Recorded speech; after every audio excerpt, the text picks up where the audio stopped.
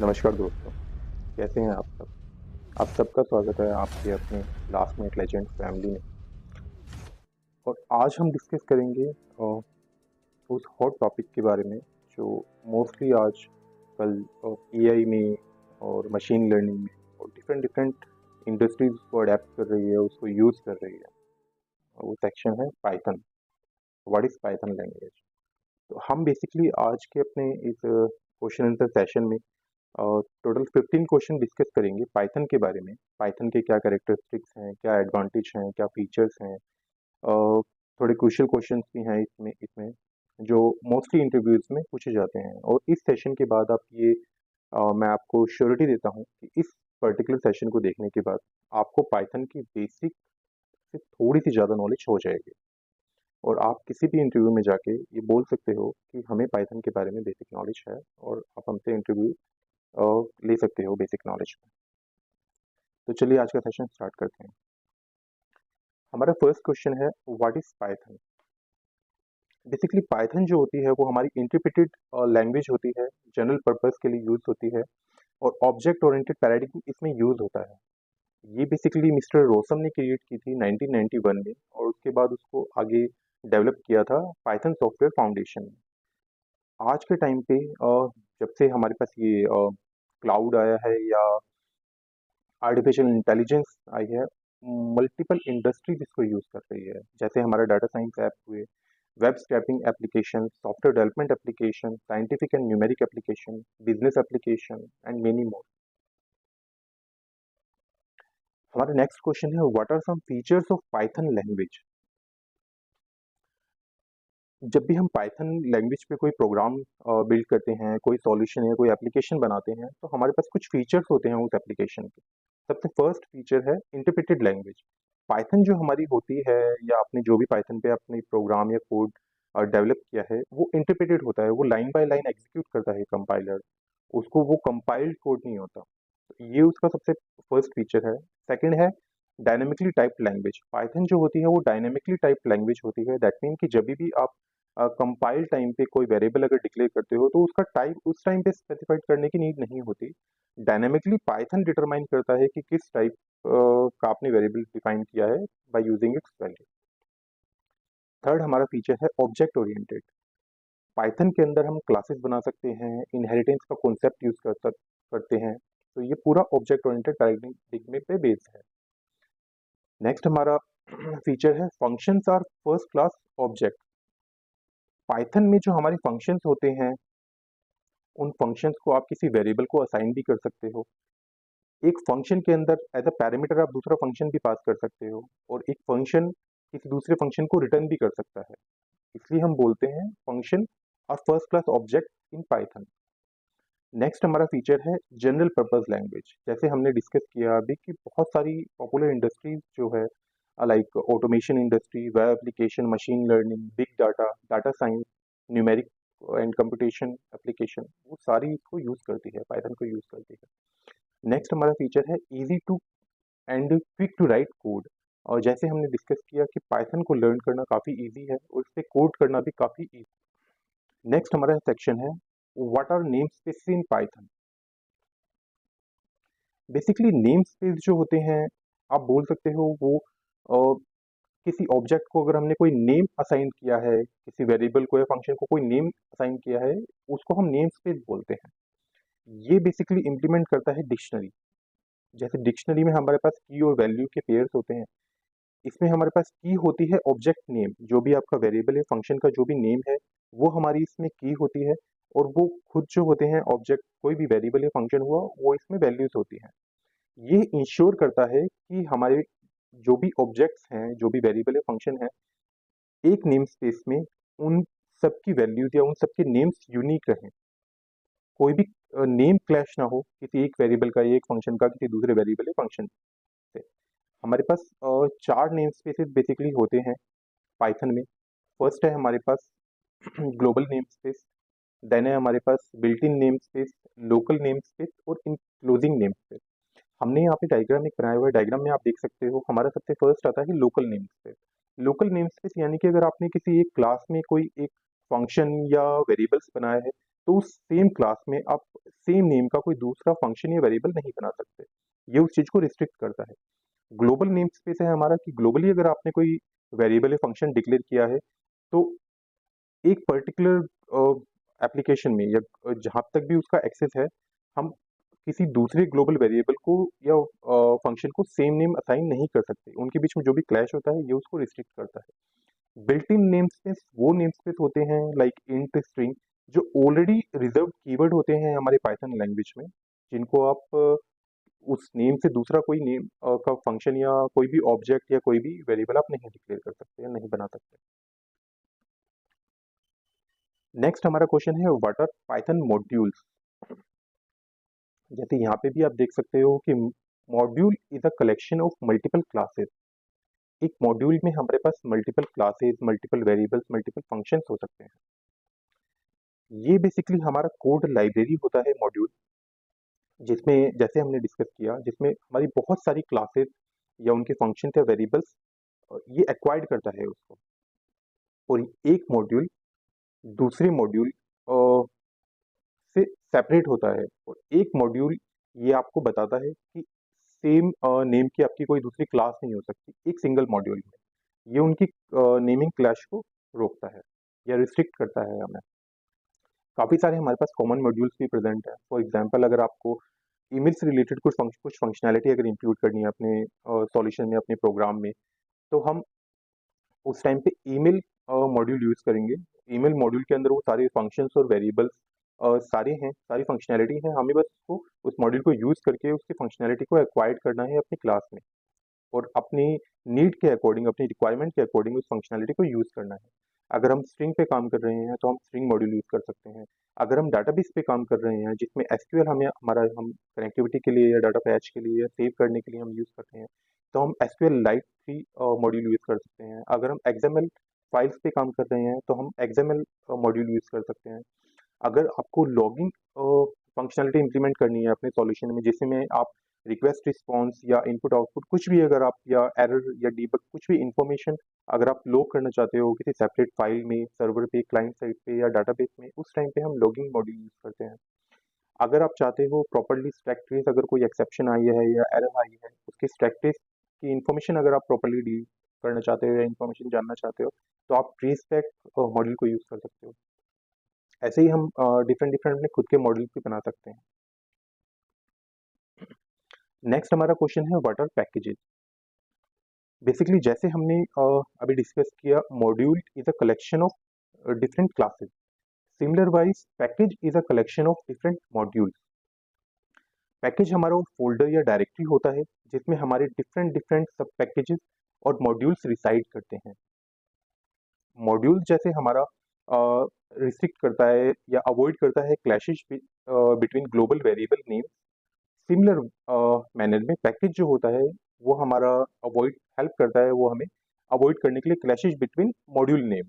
That mean एक package के अंदर अगर हमारे पास 40 मॉड्यूल्स हैं या 10 या 12 मॉड्यूल्स हैं, तो उस सारे मॉड्यूल्स के जो नेम होंगे वो सेपरेट होंगे, जिससे कि अगर हमें किसी दूसरी क्लास में या दूसरे सॉल्यूशन में अगर हमें सेम मॉड्यूल को या सेम पैकेज को यूज़ करना पड़े, तो हमारे उस टाइम पे नेमिंग का कोई इशू ना आए। हम सेपरेट पैकेज को सेपरेट फंक्शनैलिटी के अकॉर्डिंग यूज़ कर सकते हैं। हमारे डायग्राम में आप देख सकते हैं हमारे पास दो मॉड्यूल हैं, मॉड्यूल ए और मॉड्यूल बी। दोनों के नेम डिफरेंट हैं। मॉड्यूल ए में भी हमारे पास दो क्लासेस है, क्लास 1 और क्लास 2, और हमारे पास दो फंक्शन है, फंक्शन ए और फंक्शन बी। सिमिलर मैनर में हमारे पास मॉड्यूल बी जो है उसमें भी हमारे पास दो डिफरेंट क्लासेस हैं। उन क्लासेस के नेम भी डिफरेंट हैं, क्लास 3 एंड क्लास 4, और हमारे पास उनमें फंक्शंस हैं, function C and function D. ये दोनों मॉड्यूल को अगर हम कंबाइन कर देते हैं एक डायरेक्टरी में या एक फोल्डर में, जिसको हम कोई स्पेसिफिक नेम प्रोवाइड कर देते हैं, वो हमारा होता है पैकेज। आप यहाँ पे देख सकते हैं कि पैकेज के अंदर हमारे पास दो डिफरेंट डिफरेंट मॉड्यूल्स हैं, module A and module B. Next हमारा सेक्शन है what exactly are Python libraries. Basically Python libraries जो हमारी होती है वो ग्रुपिंग ऑफ पाइथन पैकेज होती है। जैसे हमने बताया कि हमारी जो एक क्लास होती है उसमें हमारे डिफरेंट फंक्शन और वेरिएबल हो सकते हैं। हमारा जो एक मॉड्यूल होता है उसमें हमारे पास डिफरेंट क्लासेस हो सकती है। हमारा जो एक पैकेज होता है उसमें डिफरेंट डिफरेंट मॉड्यूल्स हो सकते हैं, सब पैकेजेस हो सकते हैं। सिमिलर वाइज हमारी जो लाइब्रेरीज होती है पाइथन की, उसमें डिफरेंट डिफरेंट पैकेज हो सकते हैं हमारे पाइथन के, जो सब पैकेज हमारी different different separate functionality define करते हैं। जैसे हमें काफ़ी सारी हमारे पास ऑलरेडी ओपन सोर्स में लाइब्रेरीज हमें प्रोवाइड हो रखी है। उन लाइब्रेरीज को यूज़ करके आप एक स्पेसिफिक फंक्शनैलिटी अपने सॉल्यूशन को, अपने प्रोग्राम को प्रोवाइड कर सकते हैं, like pandas library, NumPy library, TensorFlow library, Scrapy library जो वेब स्क्रैपिंग टूल में यूज़ होती है, SciPy library, Keras, Matplotlib, Seaborn. Connectivity पे अगर आप काम कर रहे हैं, एसक्यूएल पे काम कर रहे हैं, तो SQL module library, PyTorch. Similar wise आप अपनी खुद की भी सेपरेट लाइब्रेरी बना सकते हैं, और इन सब लाइब्रेरीज को यूज़ करके हम अपनी फंक्शनैलिटी को, अपने प्रोग्राम को, अपनी एप्लीकेशन को और इन्हांस कर सकते हैं। नेक्स्ट हमारा क्वेश्चन है, what is scope in Python. Basically scope जो होता है वो हमारा ब्लॉक ऑफ कोड होता है, जो हमारा स्पेसिफाइड करता है कि हमारा वेरिएबल किस पर्टिकुलर लेवल तक, किस पर्टिकुलर लिमिट तक हम उसको एक्सेस कर सकते हैं, वो एक्सेसिबल होगा। Like local scope. Local scope यानी कि लोकल ऑब्जेक्ट हमारा अवेलेबल होता है हमारे करंट फंक्शन में। हम अपने एक फंक्शन में कोई अगर वेरिएबल कुछ डिक्लेयर किया, तो उसका स्कोप जो होगा वो उस पर्टिकुलर लोकल फंक्शन तक ही अवेलेबल रहेगा। ग्लोबल स्कोप, अगर आपने क्लास लेवल पे कोई अगर ग्लोबल वेरिएबल डिक्लेयर किया है, तो आप उसको सब फंक्शंस में यूज़ कर सकते हो, और डिफरेंट क्लासेस में हम उसको यूज़ करते हैं। मॉड्यूल लेवल स्कोप, अगर आपने मॉड्यूल लेवल पे कोई ग्लोबल ऑब्जेक्ट बनाया है, तो आप पूरे मॉड्यूल के अंदर डिफरेंट डिफरेंट क्लासेस हैं, उसमें आप उसको यूज़ कर सकते हो। आउटर मोस्ट स्कोप, ये हमारे बिल्ट इन स्कोप होता है, या बिल्ट इन नेम्स होते हैं। जैसे हमारी इंट हुआ, स्ट्रिंग हुआ, जो ऑलरेडी रिजर्व्ड हमारे हैं, ऑलरेडी हमारे रिजर्व्ड ये कीवर्ड्स हैं। अ, इनको आप थ्रू आउट द अपनी एप्लीकेशन डिफरेंट डिफरेंट पैकेज में, लाइब्रेरी में, डिफरेंट डिफरेंट मॉड्यूल्स में, क्लास में आप यूज़ कर सकते हो। नेक्स्ट हमारा क्वेश्चन है, what are the limitations of Python. जैसे हमने अभी डिस्कस किया कि पाइथन की काफ़ी सारी एडवांटेजेस हैं, डिफरेंट डिफरेंट आईटी इंडस्ट्री या different different industries, like AI industries, machine learning industries, big data, बहुत सारी एप्लीकेशंस में हम इसको यूज़ करते हैं। सिमिलर वाइज हमें ये भी जानना बहुत ज़रूरी है कि अगर हम पाइथन को यूज़ करते हैं तो हमारे पास क्या क्या लिमिटेशंस हैं। सबसे फर्स्ट लिमिटेशन हमारी पाइथन की है स्पीड। बिकॉज पाइथन जो है वो इंटरप्रेटेड लैंग्वेज है, इसमें line by line code execute होता है हमारा। और बाकी जो हमारी लैंग्वेजेस होती है लाइक सी और जावा, वो कंपाइल्ड लैंग्वेज है। उसमें हम आपके सोर्स कोड को एक बार मशीन लैंग्वेज में कन्वर्ट हम कर देते हैं, कंपाइल्ड फाइल में कन्वर्ट कर देते हैं, और बार बार उस कंपाइल्ड फाइल को ही हम एग्जीक्यूट करते हैं।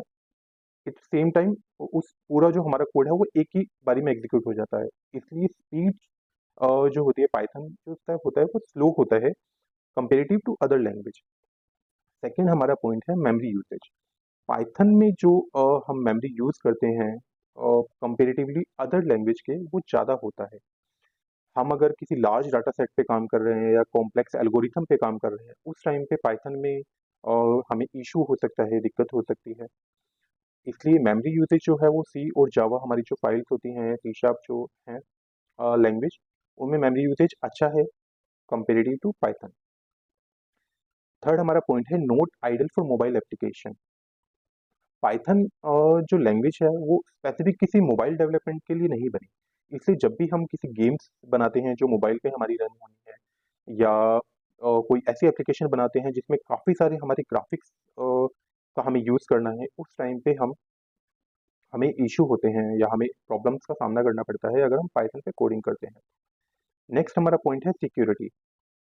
पाइथन में हमारी कंपेरेटिवली सी, सी प्लस प्लस, जावा हमारी लेस सिक्योर है Python programming language.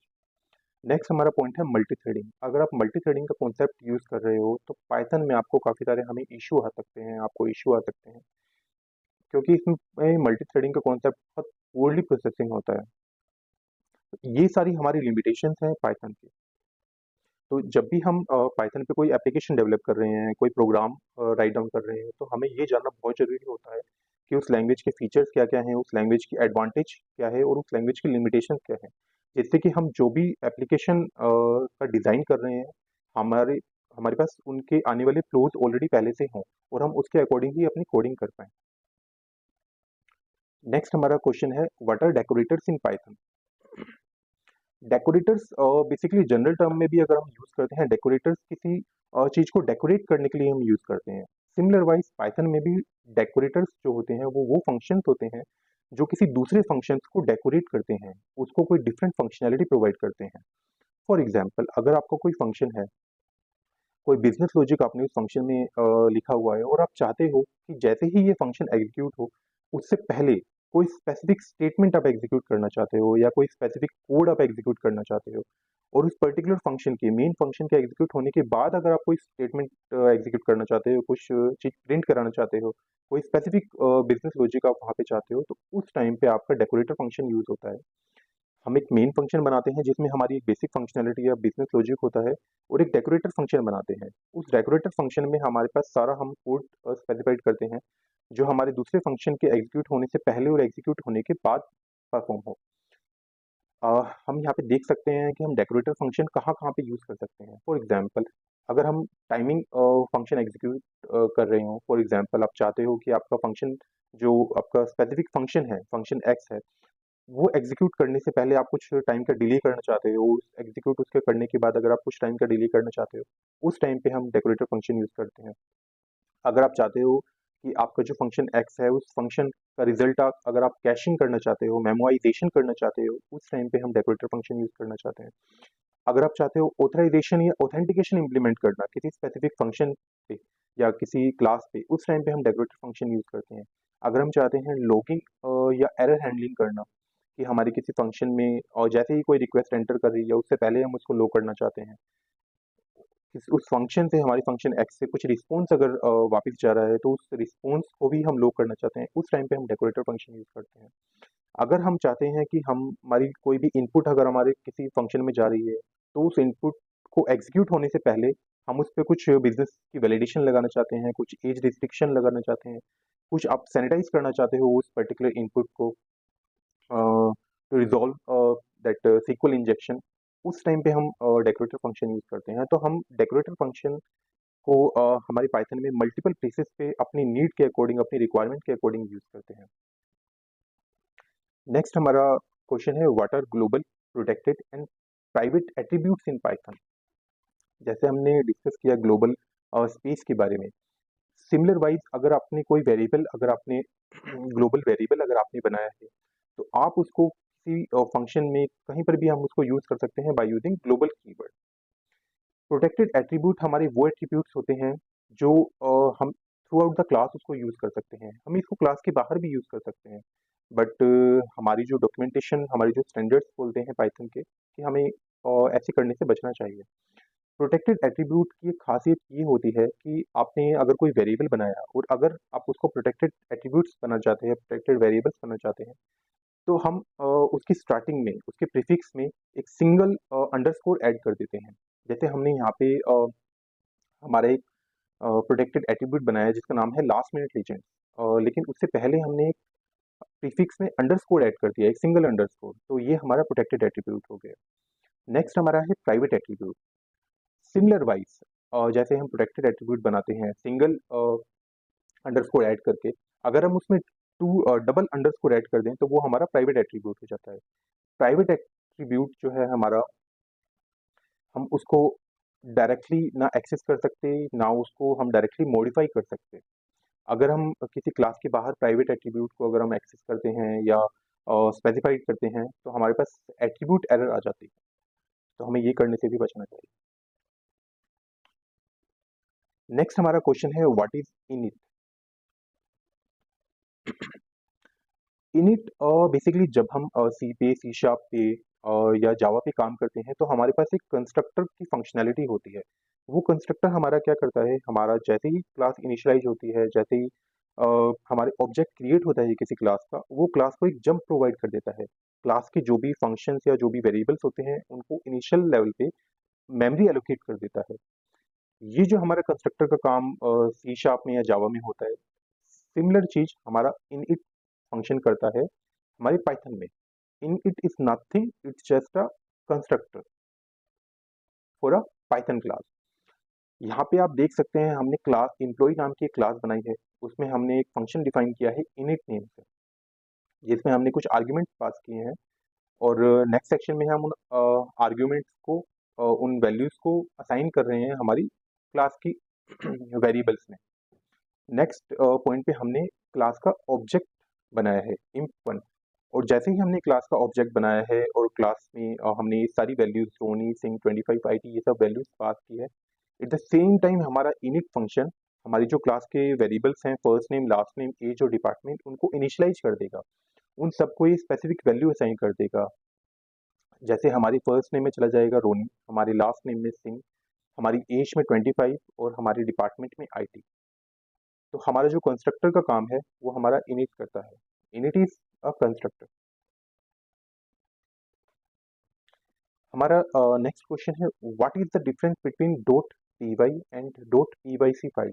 Mostly interviews में ये सब क्वेश्चंस पूछे जाते हैं, इंटरमीडिएट इंटरव्यूज में भी ये क्वेश्चंस पूछे जाते हैं। बेसिकली अगर हम पाइथन की कोडिंग, जैसे आप जानते हैं हम पाइथन की कोडिंग किसी नोटपैड प्लस प्लस फाइल पे भी कर सकते हैं। अगर आप किसी टेक्स्ट बेस्ड फाइल पे अगर आपने कोई सोर्स कोड लिखा है पाइथन का, वो अगर हम सेव करते हैं वो डॉट py एक्सटेंशन से सेव होता है, जिसमें हमारा सोर्स कोड होता है हमारे प्रोग्राम का या हमारी एप्लीकेशन का। ये कोड हमारा कन्वर्ट कर देता है, मशीन कन्वर्ट कर देती है बाइट कोड में, और वो बाइट कोड जो होता है वो डॉट pyc एक्सटेंशन के साथ में होता है। हमारी जो फाइल्स एग्जीक्यूट होती हैं वो हमारी सोर्स कोड एग्जीक्यूट नहीं होता, वो हमारी बाइट कोड फाइल एग्जीक्यूट होती है, यानी कि डॉट pyc फाइल एग्जीक्यूट होती है। तो जैसे ही हम अपने सॉल्यूशन को एग्जीक्यूट करते हैं तो जो कंपाइलर है वो सबसे पहले बाइट कोड फाइल सर्च करता है, डॉट pyc फाइल सर्च करता है उस प्रोग्राम की। अगर वो pyc फाइल उसको मिल जाती है तो वो डायरेक्टली उस pyc फाइल को एग्जीक्यूट कर देता है, और अगर उसको वो फाइल नहीं मिलती तो हमारा जो सोर्स फाइल है या सोर्स कोड जो है डॉट py फाइल है एक्सटेंशन के साथ में, उसको वो कन्वर्ट कर देता है डॉट pyc फाइल में, एंड देन उस pyc फाइल को एग्जीक्यूट करता है। तो ये एक माइनर सा डिफरेंस है डॉट py और pyc फाइल में, बट इसके बारे में डिटेल हमें जानना बहुत जरूरी है। हमारा नेक्स्ट क्वेश्चन है what is pickling and unpickling in Python. काफी बार हमें ये क्वेश्चन पूछा जाता है इंटरव्यूज में, कई बार एक्सपीरियंस इंजीनियर्स के साथ भी ये होता है कि उनसे क्वेश्चन पूछा जाता है और वो कई बार कंफ्यूज हो जाते हैं इस क्वेश्चन में कि पिकलिंग और अनपिकलिंग क्या है। जैसे हमने सी शार्प में और जावा में पढ़ा सीरियलाइजेशन और डिसीरियलाइजेशन, सिमिलर वाइज हमारे पास यहाँ सीरियलाइजेशन का कॉन्सेप्ट कन्वर्ट हो जाता है पिकलिंग में, और डिसीरियलाइजेशन का कॉन्सेप्ट कन्वर्ट हो जाता है अनपिकलिंग में। अगर हम किसी ऑब्जेक्ट पे काम करते हैं या हमें हमारा ऑब्जेक्ट हमें सेव करना है किसी एक्सटर्नल फाइल में, किसी सर्वर वेरिएबल पे, किसी सर्वर साइड में या किसी डेटाबेस में, उस टाइम पे हम ऑब्जेक्ट को बाइट स्ट्रीम में कन्वर्ट कर देते हैं। इस कन्वर्जन की प्रोसेस को ही सीरियलाइजेशन बोलते हैं, या हम इसको पिकलिंग बोल सकते हैं। सिमिलर वाइज अगर हमारा कोई ऑब्जेक्ट रिसाइड करता है हमारा एक्सटर्नल फाइल में या डाटाबेस में, या हमें ट्रांसफर करना होता है या कन्वर्ट करना होता है ऑब्जेक्ट को, बाइट स्ट्रीम को दोबारा से किसी स्पेसिफिक ऑब्जेक्ट में, लाइक स्ट्रिंग ऑब्जेक्ट में, इंट ऑब्जेक्ट में, फ्लोट ऑब्जेक्ट में, डबल ऑब्जेक्ट में, किसी भी ऑब्जेक्ट में अगर हम बाइट स्ट्रीम को कन्वर्ट करते हैं, इस प्रोसेस को हम बोलते हैं डीसिरियलाइजेशन या अनपिकलिंग।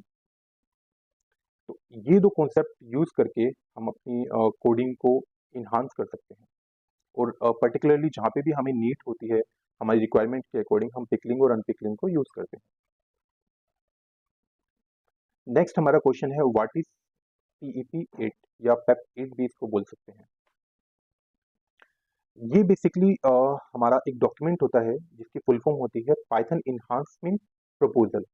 इस पर्टिकुलर डॉक्यूमेंट के अंदर हमारे सारे रूल्स स्पेसिफाइड होते हैं, सारे स्टैंडर्ड्स स्पेसिफाइड होते हैं जो हमें फॉलो करने होते हैं किसी भी इंजीनियर को, जो भी हम पाइथन पे कोड कर रहा है या पाइथन पर वो प्रोग्राम बना रहे हैं, कोई अगर कोई हम एप्लीकेशन बना रहे हैं तो हमें इस डॉक्यूमेंट को फॉलो करना होता है। इसमें सारे रूल्स एंड स्टैंडर्ड्स स्पेसिफाइड होते हैं, और जैसे आप जानते हो पाइथन एक ओपन सोर्स कम्युनिटी है, और ओपन सोर्स कम्युनिटी में अगर आप अपनी साइड से कुछ कंट्रीब्यूट करना चाहते हो तो आपको ये सारे set of standard, set of rules हमें फॉलो करने पड़ते हैं। इसी को हम बोलते हैं पैप।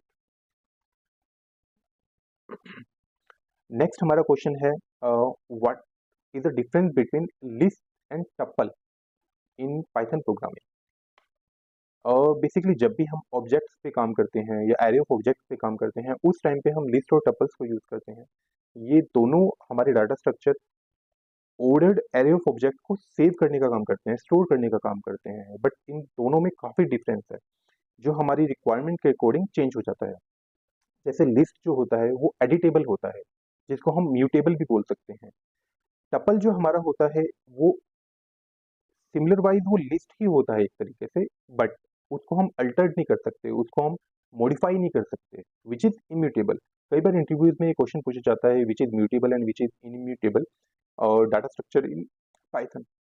उस टाइम पे हमें पता होना चाहिए कि लिस्ट जो होता है वो हमारा म्यूटेबल होता है, जिसको हम एडिट कर सकते हैं। टपल जो होता है वो हमारा इम्यूटेबल होता है, जो जिसको हम एडिट नहीं कर सकते। लिस्ट जो होता है वो हमारा स्लोअर होता है टपल के कंपेरेटिवली।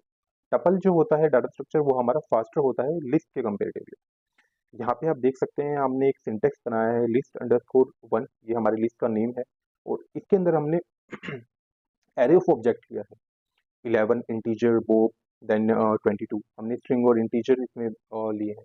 सिमिलर वाइज हमने टपल का भी एक सिंटेक्स बनाया है, एक स्टेटमेंट कि कैसे हम टपल स्पेसिफाइड करते हैं, टप अंडरस्कोर वन, एंड देन इसमें भी हमने सेम वैल्यू ली है 11 बोब एंड 22।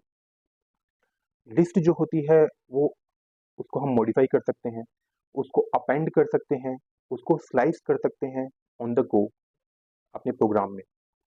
टपल जो होता है उनकी वैल्यूज रिमेन सेम, उनकी वैल्यूज सेम रहती है और किसी भी मैनर में हम उसको मॉडिफाई नहीं कर सकते।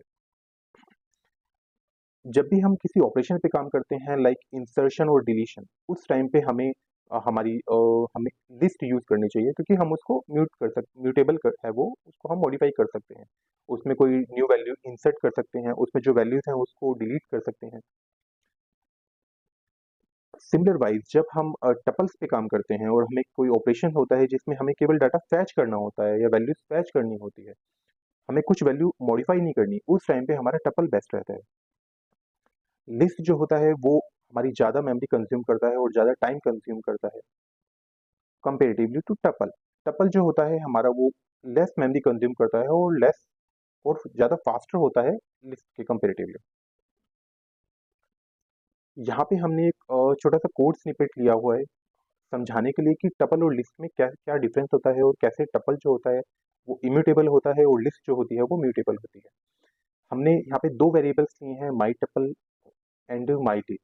दोनों वेरिएबल्स में हमने सेम वैल्यूज फिल की है, सेम हमारे पास ऑब्जेक्ट्स हैं बोब 1 2 एंड 0.99। यहाँ पे हम दोनों वैल्यूज प्रिंट करा रहे हैं, print my tuple first array 0 and print my list first array 0। Output हमारा दोनों का सेम रहेगा क्योंकि अभी हमने किसी में भी कोई मॉडिफिकेशन नहीं करी बोब, जो हमने वैल्यू इनिशियल लेवल पे उस पर फिल की थी। नेक्स्ट लाइन में हम टपल की जो जीरोथ वैल्यू है जिसमें हमारा बोब ऑलरेडी सेव है, उसमें हम जोन नाम की फील्ड या वैल्यू सेव करा रहे हैं, और जैसे ही हम ये कोड स्पेसिफाइड करते हैं हमें एरर आ जाता है। सेम कोड हम एग्जीक्यूट करेंगे लिस्ट के लिए। माई लिस्ट के जीरोथ एलिमेंट पे हमारा जो ऑलरेडी बोब सेव है, वहाँ पे बोब वैल्यू सेव है, वहाँ पे अब हम जोन की वैल्यू सेव करा रहे हैं, और यहाँ पे हम देखते हैं कि हमें कोई एरर नहीं आता। हमारी जो वैल्यूज है, हमारी जो लिस्ट में जो वैल्यूज हैं वो मॉडिफाइड हो गई है, दैट मीन हमारी जो लिस्ट है वो म्यूटेबल है, उसको हम आप चेंज कर सकते हो। अब हम दोनों चीज़ें प्रिंट करेंगे, माई टपल का जीरो, अभी करंट सिनेरियो में माई टपल के जीरो फील्ड इंडेक्स पे कौन सा एलिमेंट है और माई लिस्ट के जीरो इंडेक्स पे कौन सा एलिमेंट है। यहाँ पे आप देख सकते हो कि माई टपल में हमारे पास वो भी रिटर्न कर रहा है वो, क्योंकि जब हम उसमें जोन वैल्यू उसको मॉडिफाई कर रहे थे, उसमें फिल कर रहे थे, उस टाइम पे हमारे पास एरर आ रहा था, क्योंकि टपल जो है वो इम्यूटेबल है, उसको आप मॉडिफाई नहीं कर सकते एक बार डिक्लेयर करने के बाद। लेकिन लिस्ट के जीरोथ एलिमेंट पे अब हमारी वैल्यू चेंज हो गई है, पहले जहाँ पे इनिशियल लेवल पे हमारा बोब सेव था, वहाँ पे अब हमारा जोन वैल्यू सेव है। इस छोटे से एग्जांपल से हम समझ सकते हैं कि हमें किस ऑपरेशन में, अगर हम इंसर्शन कर रहे हैं या डिलीशन कर रहे हैं या एडिशन कुछ कर रहे हैं, तो हमें लिस्ट डाटा स्ट्रक्चर यूज करना चाहिए, और अगर आप केवल गेट वैल्यू कर रहे हैं या केवल वैल्यू हम फैच कर रहे हैं, उस टाइम पे हमें टपल डाटा स्ट्रक्चर यूज करना चाहिए। तो थैंक यू सो मच दोस्तों, आज का हमारा सेशन यहाँ पे कंप्लीट हुआ, और मैं उम्मीद करता हूँ कि हमारे इस सेशन में हमने बेसिक जितना भी पाइथन में हो सकता था वो सारा कवर किया है। अगर आपको ये वीडियो अच्छा लगे हो तो आप हमारी वीडियो को लाइक कर सकते हो, शेयर कर सकते हो अपने इंजीनियर फ्रेंड के साथ में और हमें सब्सक्राइब कर सकते हो ऐसे ही अच्छे कंटेंट के लिए। और अगर आपको लगता है कि आपके कोई सजेशंस हैं जिससे कि हम अपने कंटेंट को, अपने समझाने के तरीके को या किसी भी चीज़ को कुछ चेंज करना चाहिए हमें, कुछ अच्छा और करना चाहिए, तो आप अपने सजेशंस हमें राइट डाउन भी कर सकते हो कमेंट सेक्शन में। थैंक यू सो मच दोस्तों।